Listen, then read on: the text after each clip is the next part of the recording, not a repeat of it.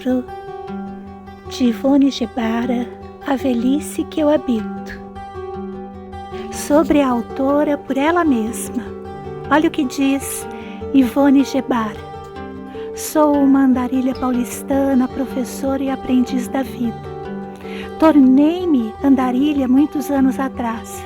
Queria combater pela justiça social, andando pelo mundo. Levantei a bandeira dos pobres, da dignidade das mulheres, e em seguida percebi as dores do planeta e de seus muitos biomas destruídos por nossa ganância. Do Sudeste fui ao Nordeste, do Nordeste para muitos lugares do pequeno grande planeta. Sabedorias, belezas frágeis e muitas dores convivem comigo.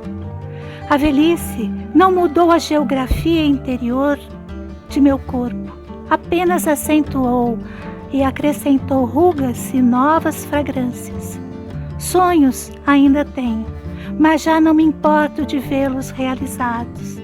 A vida segue sempre adiante, graças à vida. Para adquirir o livro da nossa querida Ivone Gebara, na editora Clara Boia, acesse a loja da Clara. O link está na descrição. Prefácio do livro A Velhice que Eu Habito, de Ivone Gebara. Estrelas que brilham em tempos sombrios, por Margaret Hago. Não tenho dúvidas de que olhar para o passado, ou melhor, para o próprio passado, exige muita coragem e ousadia. Afinal, trata-se de avaliar as escolhas pessoais, de examinar as decisões realizadas ou deixadas de lado, de colocar na balança os acertos e os erros, de procurar entender os próprios dilemas, conflitos, impasses, definições e atitudes. Trata-se, de algum modo, de um acerto de contas consigo mesmo e então não se admitem desculpas simples, frágeis ou banais. É um olhar-se no espelho, de preferência a partir de uma relação de transparência, sem máscaras, franca e verdadeira, que, aliás, se estabelece no momento presente. Portanto, como diz poeticamente a professora e filósofa feminista, autora do livro que aqui apresentamos, contar-se é uma aventura, ao que acrescento uma aventura que exige audácia. Como destaca Ivone Gebara, aspas, o passado se foi no instante em que era presente. Por isso, falar do passado é falar do tecido presente, misturado com alguns fios velhos, alguns meios desbotados, meios desfibrados, mas sustentando-se ainda ao sol do presente. Fecha aspas. Contudo, a paulistana Ivone, nascida em uma família sírio-libanesa no coração da cidade de São Paulo na década de 1940, já tem longa experiência na área, pois, entre seus inúmeros livros, encontramos sua narrativa autobiográfica em As Águas do Meu Poço, reflexões sobre experiências de liberdade.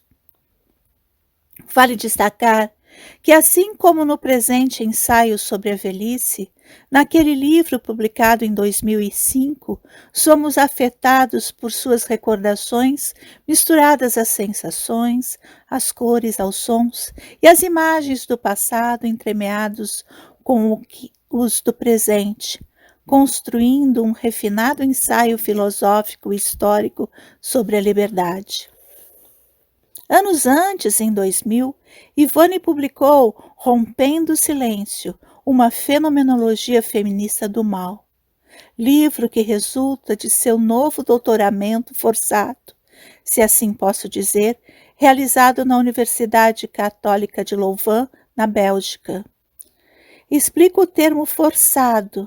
Não é que essa filósofa insubmissa tivesse tanto interesse em deslocar-se novamente para aquele Le País, onde já tinha estudado ciências da religião naquela universidade belga, além do doutorado em filosofia na Pontifícia Universidade Católica em São Paulo. Mas, desta vez, foi uma iniciativa revanche da hierarquia religiosa, digamos assim, em resposta à sua radicalidade, quando, por ocasião de uma entrevista concedida à revista Veja em 1994, esta freira católica manifestou-se favoravelmente ao aborto. A rebeldia tem seu preço, e é ela mesma quem nos conta que foi chamada várias vezes pelo bispo do Recife para uma retratação pública, a qual se negou veementemente. Logo, foi a vez de a imprensa alardear, quase que diariamente, durante algumas semanas, que a freira do aborto defendia muitas outras bandeiras feministas. A punição não tardou a chegar. A professora e conferencista feminista e socialista, crítica da dominação capitalista e da cultura patriarcal, foi convidada pelo Vaticano, através de um processo aberto pela Arquidiocese do Recife, a retirar-se do país e a prosseguir seus estudos em teologia novamente na Bélgica. Gebara narra a experiência dolorosa de conflito que os superiores hierárquicos religiosos em uma das nossas entrevistas realizadas em 2008. Aspas. Daí viajei para a Bolívia e no dia da minha chegada já tinha saído um número da revista Veja, justamente depois de uma carta do Papa em que ele fala contra o aborto. Então, nem esperaram eu chegar para rever a entrevista, já colocaram assim: freira católica é a favor do aborto e fala contra a hipocrisia da igreja, que valeu o processo da Igreja Católica, que começou com o bispo, que ainda é o bispo atual do Recife, fecha aspas. Concordo. Ainda o espanto que causou com seus olhos grandes e claros, mas sobretudo com suas posições políticas radicais e com a defesa da descriminalização do aborto, no já falecido apresentador Antônio Abujamra, em seu famoso programa Provocações na TV Cultura em tempos depois. Ivone viveu por muitos anos em Camaragibe, bairro da periferia do Recife, desde os anos de chumbo da ditadura militar, 1964 a 1985, dedicando-se à luta pelos direitos da população pobre e especialmente das mulheres.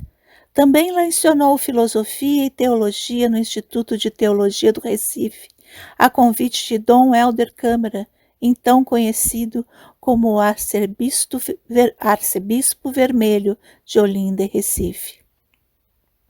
Em seus inúmeros livros e artigos, traduzidos para diversos idiomas, estende sua profunda crítica às formas falocêntricas e misóginas que vigoram no interior da igreja e da religião, o que certamente não é tarefa fácil. Dentre eles destaco Vulnerabilidade, Justiça e Feminismos, Antologia de Textos, de 2010. O que é o cristianismo, de 2008. O que é teologia feminista, de 2007. O que é teologia, de 2006. Lascente de sentido, Busquedas ecofeministas em prosa poética, de 2002. A mobilidade da senzala feminina, Mulheres Nordestinas, Vida Melhor e Feminismo, de 2000, e Teologia Ecofeminista, de 1997. Além de muitos artigos publicados, Ivone vinculada à Associação Feminista Católica pelo Direito de Decidir, hoje bastante atacada pelas forças reacionárias, como sabemos, realizou inúmeras palestras para as mulheres de regiões economicamente pobres, as mais carentes de informação e de atenção em toda a América Latina e em outros continentes, tornando-se uma figura internacionalmente conhecida e admirada. Aqui, explorando sensível e poeticamente o tema da velhice, esta filósofa desconstrói a velhice, abrindo inúmeras possibilidades de interpretação, mirando para o alto a partir de uma claraboia, como adverte logo no início do seu texto, para refletir sobre a casa-corpo em que habita, perfumada com conhecidas plantas aromáticas. Explore imaginativamente o tema, criando espaços heterotópicos, valendo-me da noção de Michel Foucault, que potencializam o positivo, que nos permitem perceber outras possibilidades de existir e de viver em um presente nada fácil. E com muita modéstia conclui que, na juventude, a gente tem receitas para muitas coisas. Na velhice, apesar do aprendizado dos anos, a gente perdeu o caderninho de receitas. Fecha aspas. Não é exatamente o que penso a seu respeito, pois ao longo dos anos tenho aprendido muito com essa ativista que considero uma das maiores filósofas brasileiras da atualidade. Assim sendo, só posso recomendar esse livro com muita insistência e agradecer a possibilidade deste novo encontro afetuoso e inteligente com esta pensadora que modestamente se coloca, como afirma em suas próprias palavras, em busca de, aspas, algum reflexo da luz das estrelas hoje. Fecha aspas, mas que, a meu ver, diz Margarete Rago, nos traz muito mais luz e esperança do que imagina. Com enorme admiração, Margarete Rago, professora titular do Departamento de História da Unicamp.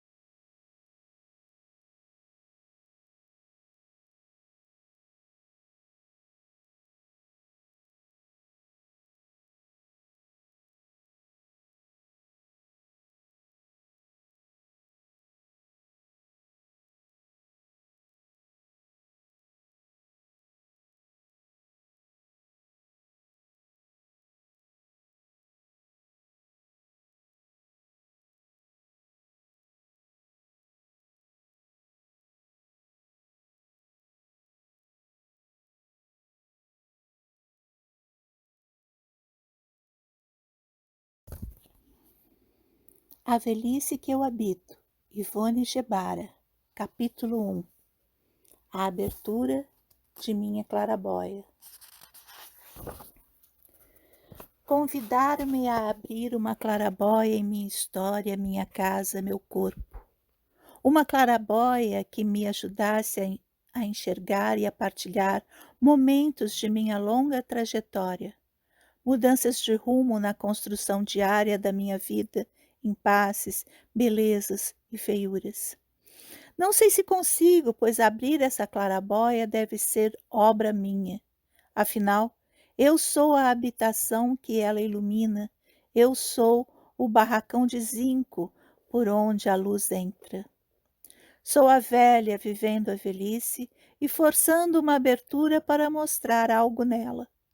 Escolho o lugar certo no teto para a luz penetrar e eu ser capaz de captar de novo algo do meu mundo guardado. Numa espécie de monólogo ou caça solitária, rememoro cenas de circunstâncias, emoções, perguntas, dúvidas e me mostro através da escrita. A sensação que me invade é a de quase ter que me desnudar para revelar algo sobre mim mesma, algo presente nos baús empoeirados de minha casa-corpo. O que contar? O que esconder? Toda escolha comporta algumas razões. Nas escolhas desse livro entram as outras pessoas interessadas por algumas coisas de minha vida. Mas o que é mesmo que lhes interessa? Vou prescindir das possíveis respostas, porque não posso tê-las no imediato.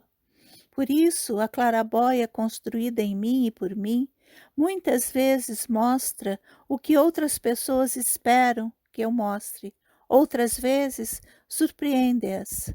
E neste processo de me dar luz, por vezes, ainda sou objeto de desinteresse e até de crítica. O que vejo em mim a partir do que permite minha clarabóia é ainda surpresa para mim mesma. Os becos sombrios ou iluminados do passado se misturam inevitavelmente ao presente, passaram pela peneira racional que me habita, pelos moldes que foram guardados em mim, pelos efeitos de aprisionamento e de ruptura que marcaram minha vida e que apareceram de alguma maneira. Assim, às vezes, a luz que penetra de cima acaba dirigida para lugares em minha casa-corpo, julgados importantes para o tempo atual e orientados para alguns interesses ou lutas sociais específicas.